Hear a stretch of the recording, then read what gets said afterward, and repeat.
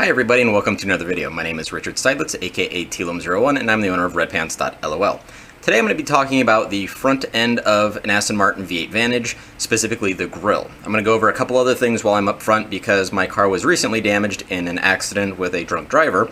So while I have the car sort of cobbled like a broken horse, does that make sense? I don't even know what cobbled means, it sounded good. I thought you do that with shoes. Anyway, I'm going to go over the grille and some other things on the front end, but without further ado, let's get started. Down here we have two grilles. The first one, as you can see, is disassembled. It is my original grille. The second one is from a gentleman named Vincent out in France, so thank you so much to him if he's seeing this. He actually sent that to me all the way from France as sort of a thank you for the help gift, and he threw in a giant Toblerone, which was amazingly kind of him. So I just wanted to make sure he knew that I sincerely appreciated that. So as you can see, the first grille is sort of disassembled. It consists of two main parts. We've got these horizontal slats, which are actually aluminum, and then you've got these plastic vertical pieces which hold it all together. You'll notice that one of mine is actually missing. There's a local gentleman that needed one, so I rebuilt his grille using one of the unmessed up pieces of mine. That worked out quite nicely. So let's get started on this. What we're going to look at first is sort of how the grille is put together. What I found very interesting about this is that because it does use aluminum slats on this, it's kind of a rare thing because most vehicles use plastic. Even Bentleys have a full plastic grille now for pedestrian safety. But what this does in order to help mitigate that is that everything's pressure fit together. You're only going to see a couple of hard pieces of this, specifically, or hard mounting points, and you'll see them on these plastic vertical pieces where you have a couple of bolt ends right here and then a couple of these spots where they'll slide over some bolts and get nutted down. But the rest of this is all pressure fit. These are pushed in place on here using pressure and nothing else. They sort of bite into it. You can kind of see that inside of these slats there's a bit of a cutout there, and that creates that pressure.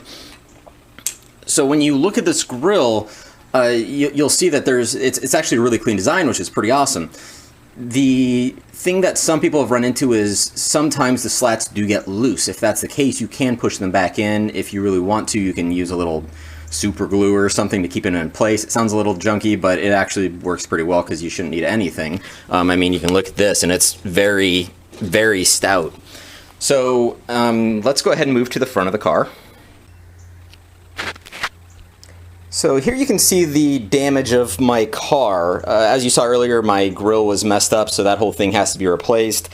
The fender on these cars is fiberglass, which is nice and lightweight and easy to mold, so they can do this extremely pretty curvature to it, which is lovely. However, the bad thing about fiberglass is something like this, even though it was a very gentle tap, because I managed to slam on my brakes as soon as she swerved in front of me and slammed on hers. Thank you, drunk lady. You'll see that it's actually cracked right here and right here, these two spots being broken. This whole fender is now garbage. It has to be replaced. Actually, it's not garbage. I'm turning it into some artwork. It's going to be pretty cool. But this whole fender has to be replaced. The same thing with the hood. You'll notice that there's a bit of a curve right here. This part got knocked in a little bit, just enough to where the hood has to be replaced because it's aluminum. Aluminum, once it gets dented like that, if you try to bend it back, it will break, most likely. There's a little bit of a dent right here. Again, just enough to create this having to be replaced as well. And the last spot that was damaged was this tab. It's called the front bumper armature. It's basically this piece right here that you're looking at, and it wraps all the way around. All of this is part of it. Same with the other side. It goes back behind the front bumper cover. It's basically the front crash structure. It's made out of this cast aluminum by the looks of how it broke right here, but that tab broke, and so the insurance company is giving me money to fix that as well. Right now what I'm going to be doing is reusing this because I've got a time crunch. It's structurally sound, it's just that one tab that's broken. I've got a few things going on in the next few weeks to where I can't really wait to have this whole thing replaced, so I'm just going to use it as is. And when I do replace it, I'm going to use the one from the GT4 race car, which does not have this here, so I actually have to change out the mesh, or the front bumper, the grille, everything has to be replaced, so that'll be an interesting project, but it's going to be a cool weight savings project too. So next, I'm going to show you how to install and swap a grille.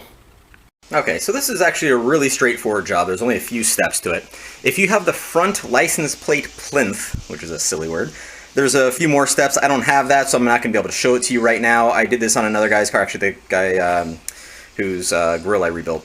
He had it. It's basically just a series of bolts that you're taking out to get layer after layer of the plinth off until the whole thing's off the car. It's actually pretty straightforward. With the grill, there's a couple of things you need to know. It's pretty straightforward again, but let's go ahead and get started. So, like usual, you've got this big old slam panel, the radiator cover, whatever you want to call it, that's sitting on top. There's a whole bunch of these. They're T30 Torx bolts, so you just need to get those off. It's pretty easy. They're all over the place. You just get them all, and then all you have to do is kind of either remove it or slide it back.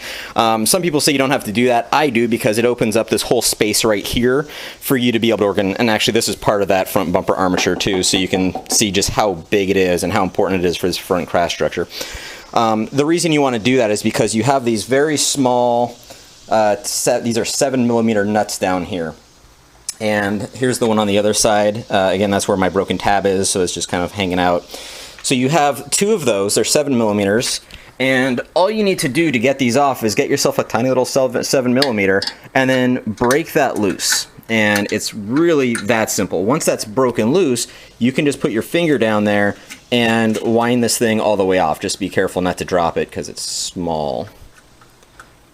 And then this is all, there we go. Don't want to try, there we go. So there it is, tiny little 7mm nut. Don't lose that. The other thing you have are a bunch of these. These are T25 Torx bolts. And so that you don't have to sit here watching me diddle with bolts all night, because that's no fun, I only left one in. And it's right here in between these slats. You're gonna have another one right here, another one right here, another one right here, and then the ones over here. It's a mirror image. There's 6 of them all together. The best way to take these out, ooh, I wonder if I can put this here. It's all going to be all lopsided on my lap. This is a trash can I'm setting you on, just so you know that. Is you get yourself a ratchet with a T25 Torx bit, and all you have to do is put it in between the slats. You just want to be very careful not to mess up your slats. So you put it in there, and you can get it broken loose, and then you can just wind the whole thing out. And then once that's out, there it is. The whole grill just pulls straight forward. That's all there is to it. So to show the mounting points again, you have these 2 spots right here for 2 of the bolts. You have one here, you have one here, you have one here, and one here. And then the broken tab, which isn't there, and this one, these 2 spots are for the 7mm bolt, nuts, right there. So you'll see these holes right here. These are actually where the license plate plinth bolts into. So if you have that front license plate, these are the mounting locations for it. And again, it's one of those things you'll see as you take it apart. It's pretty straightforward. So putting everything back together is the same exact process in reverse. All you have to do is put this in here. The easiest way to do it is to line up that, that bolt that's already there into that. You take your little 7mm nut, and what you can do is you can just sort of leave this loose like this. It's actually really hard to do with one hand, but you can leave it loose like that so you have lots of room to work, and then you just start spinning it on. And then once it's seated, can I do this one-handed? This is tricky. I feel very dexterous right now. There we go. You can spin it on, and then you can push it the rest of the way in and keep going. And you can see I'm doing this one hand, you know, it basically takes one finger. You don't want to tighten this yet, you just want to get it close, because what you need to do is then get these bolts back in. The easiest way that I have found to do this is if you just take your extension and your Torx bit, you can hold it with your finger so it stays in, and then you can put everything straight through the slot to line it up, and then once it's seated, you can start spinning to get it started. I'm not going to do it right now because I'm holding a camera. But as you spin it, it'll get started, and you do that with each of them. And then as this is pushed into place so that it's nice and secure and everything's lined up, then you can go ahead and tighten everything down. Once you've done that, make sure you remember to tighten these 7mm bolts. You don't have to do everything very tight. Nothing's being sealed. There's nothing structural. This is just a cosmetic piece, and it's not like it's hitting a lot of wind or anything when you're going fast because it's a straight through mesh. There's nothing to really worry about. So don't over tighten everything.